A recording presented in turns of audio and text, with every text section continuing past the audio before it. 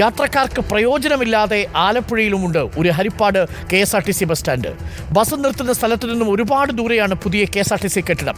8 കോടി രൂപയോളം മുടക്കി നിർമ്മിച്ച കെട്ടിടം വ്യാപാര സമുച്ചയം എന്ന നിലയിൽ ഉപയോഗപ്പെടുത്താൻ അധികൃതർക്ക് സാധിക്കുന്നില്ല എന്നാണ് യാത്രക്കാരുടെ ആരോപണം. കാണാം.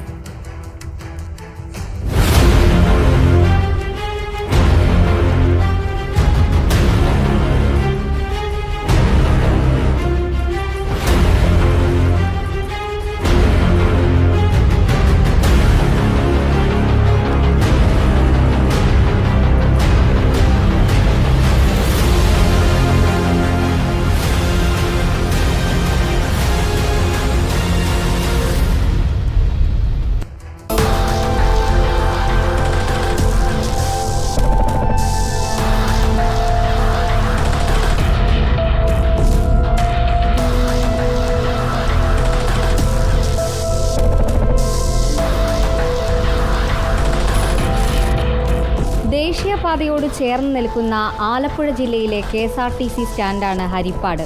2023 വലിയ കേടുപാടുകളില്ലാത്ത പഴയ കെട്ടിടം പൊളിച്ച് പുതിയ ബസ് ടെർമിനൽ നിർമ്മിച്ചത്. നിലവിലുണ്ടായിരുന്ന കെട്ടിടം ചെറുതായിരുന്നെങ്കിലും അത്യാവശ്യം കടകളും ആളുകൾക്കിരിക്കാനുള്ള സൗകര്യങ്ങളും ഉണ്ടായിരുന്നു. അതിനാൽ കെട്ടിടം പൊളിച്ചതിനെതിരെ ആരോപണങ്ങൾ ഉയർന്നിരുന്നു.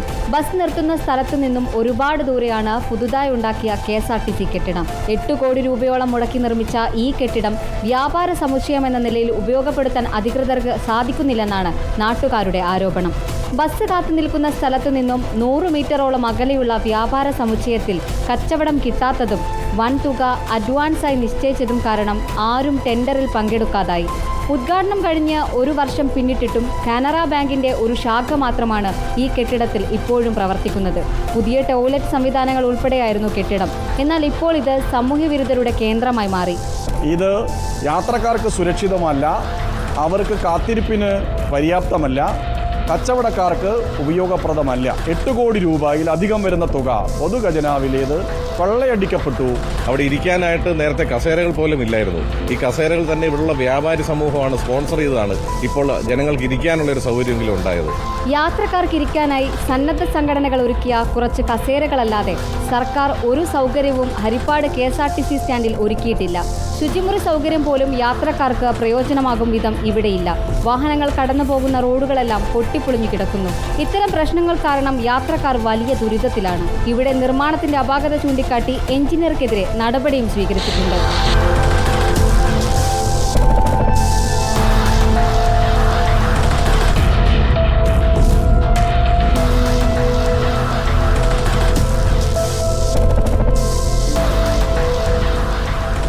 ജനങ്ങൾക്ക് ഉപകാരപ്രദമാക്കേണ്ടിയിരുന്ന ഒരു ബസ് ടെർമിനലിന്റെ അവസ്ഥയാണിത്. വേണ്ടത്ര ആസൂത്രണമില്ലാതെ നിർമ്മിച്ചതിന്റെ ഫലമായി കോടിക്കണക്കിന് രൂപയുടെ നഷ്ടമുണ്ടായി എന്നല്ലാതെ യാതൊരുവിധ പ്രയോജനവും യാത്രക്കാർക്കില്ല.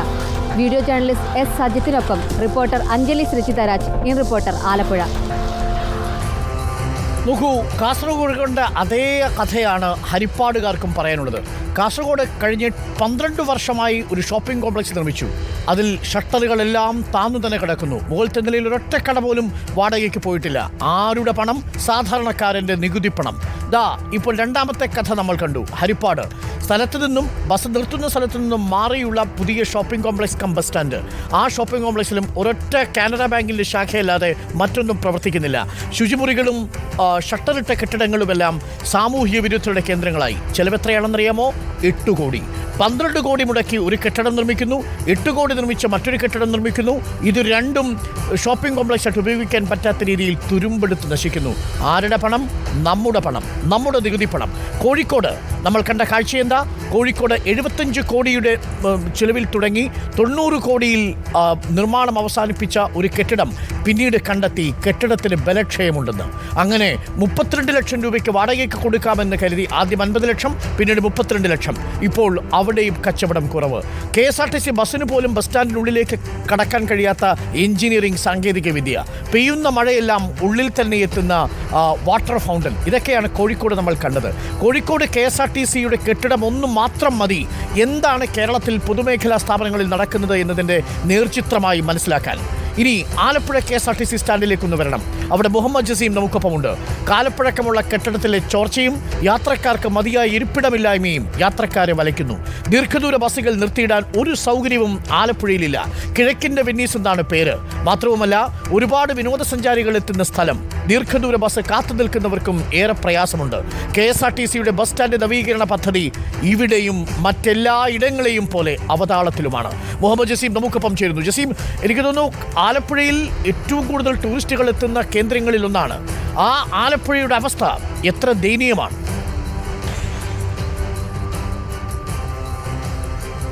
ഡോക്ടർ അരുൺകുമാർ, നമ്മളിപ്പോൾ നിൽക്കുന്നത് കിഴക്കിന്റെ വെനീസ് എന്ന് പറയപ്പെടുന്ന ആലപ്പുഴയിലാണ്. നേരത്തെ ഡോക്ടർ അരുൺകുമാർ സൂചിപ്പിച്ച പോലെ തന്നെ കിഴക്കിന്റെ വെനീസാണ്. അതുകൊണ്ട് തന്നെ ഒട്ടേറെ സഞ്ചാരികൾ എത്തുന്ന ഒരു ജില്ല കൂടിയാണ്, അല്ലെങ്കിൽ ഒരു പ്രദേശം കൂടിയാണ് ഈ ആലപ്പുഴയും. ഈ ആലപ്പുഴയിൽ ഈ KSRTC ബസ് സ്റ്റാൻഡിന് ചുറ്റുഭാഗമുള്ള പ്രദേശവും. ഈ ഭാഗങ്ങളിൽ പ്രധാനപ്പെട്ടുള്ള കാര്യം, ഈ KSRTC ബസ് സ്റ്റാൻഡിനെ സംബന്ധിച്ചിടത്തോളം അത് കാലപ്പഴക്കമേറിയ കെട്ടിടമാണ് എന്നുള്ളതാണ് പ്രധാനപ്പെട്ടുള്ള ഒരു കാര്യം എന്ന് പറയുന്നത്. കാരണം ഇതിന്റെ ശോച്യാവസ്ഥ പലപ്പോഴായിട്ട് ഇത് അധികാരികൾ ശ്രദ്ധിച്ചതും അത് ശ്രദ്ധ ചെലുത്തിയതുമായിരുന്നു. പക്ഷേ ഈ ഒരു കെട്ടിടത്തിന്റെ അവസ്ഥ എന്ന് പറയുന്നത് ഇപ്പോഴും മഴ പെയ്താൽ ചോരുന്ന ഒരു സാഹചര്യത്തിലേക്ക് എത്തിയിരിക്കുന്നു എന്നുള്ളതാണ്. ആ കാര്യം ഇവിടെയുള്ള ജനപ്രതിനിധികൾ അതൊക്കെ കണ്ടിട്ടും മനസ്സിലാക്കിയിട്ടും പക്ഷേ അതിനൊരു നടപടി ഇതുവരെ ഉണ്ടായിട്ടില്ല എന്നതാണ്. പക്ഷേ ഇതിന്റെ ഒരു കാര്യം പറയുന്നത്, ഈ ബിൽഡിംഗ് പൊളിച്ചു മാറ്റി നവീകരണ പ്രവൃത്തികൾ നടത്തുന്നതിന് വേണ്ടിയുള്ള ശ്രമങ്ങൾ ആരംഭിച്ചിരുന്നെങ്കിലും വളവനാടിൽ താൽക്കാലികമായിട്ടൊരു സംവിധാനം ഒരുക്കിയിരുന്നെങ്കിലും അതൊന്നും ഇതുവരെ ഫലവത്തായിട്ടില്ല എന്നുള്ളതാണ്. 10 വർഷത്തോളമായി ഈ ഒരു കെട്ടിടം ഈ രീതിയിൽ ഇങ്ങനെ വളവനാട് താൽക്കാലിക യാർഡ് ഉൾപ്പെടെയുള്ള അറ്റകുറ്റപ്പണികൾക്കുള്ള സംവിധാനങ്ങളൊക്കെ ഒരുക്കിയിട്ടുണ്ട്. പക്ഷേ ഇപ്പോൾ നമുക്ക് ഈ ദൃശ്യങ്ങളിൽ കാണാവുന്നത് ദീർഘദൂര ഭാഗങ്ങളിലേക്ക് യാത്ര ചെയ്യാനുള്ള യാത്രക്കാരാണ് ഈ നിൽക്കുന്നത്. ഒരു ഇരിക്കാനോ നിൽക്കാൻ പോലും, ഒരു മഴ പെയ്താൽ നിൽക്കാൻ പോലും ഒരു സൗകര്യമില്ലാത്ത വിധം ഇവർ കഷ്ടപ്പെട്ട് നിൽക്കുന്ന ഒരു സാഹചര്യമുണ്ട്. ഇത് ഒരു റോഡിൽ ഈ ഭാഗത്താണ് ഇപ്പോൾ. ആലപ്പുഴയിൽ പോയിട്ടുള്ളവർക്കറിയാം, അവിടെയുള്ള ക്യാൻറ്റീനിലാണെങ്കിലും ഭക്ഷണത്തിന്റെ കാര്യമാണെങ്കിലും നിരവധി തവണ പരാതികൾ ഉയർന്ന ഒരു ബസ് സ്റ്റാൻഡാണ് ആലപ്പുഴയിലും പ്രേക്ഷകർ കാണുന്നത്. മുഹമ്മദ് ജസീമാണ്. മഴ പെയ്താൽ ചെളിക്കുളമാവുന്ന ബസ് സ്റ്റാൻഡുകളിൽ ഒന്നുകൂടിയാണ് ആലപ്പുഴയിലെ ബസ് സ്റ്റാൻഡും.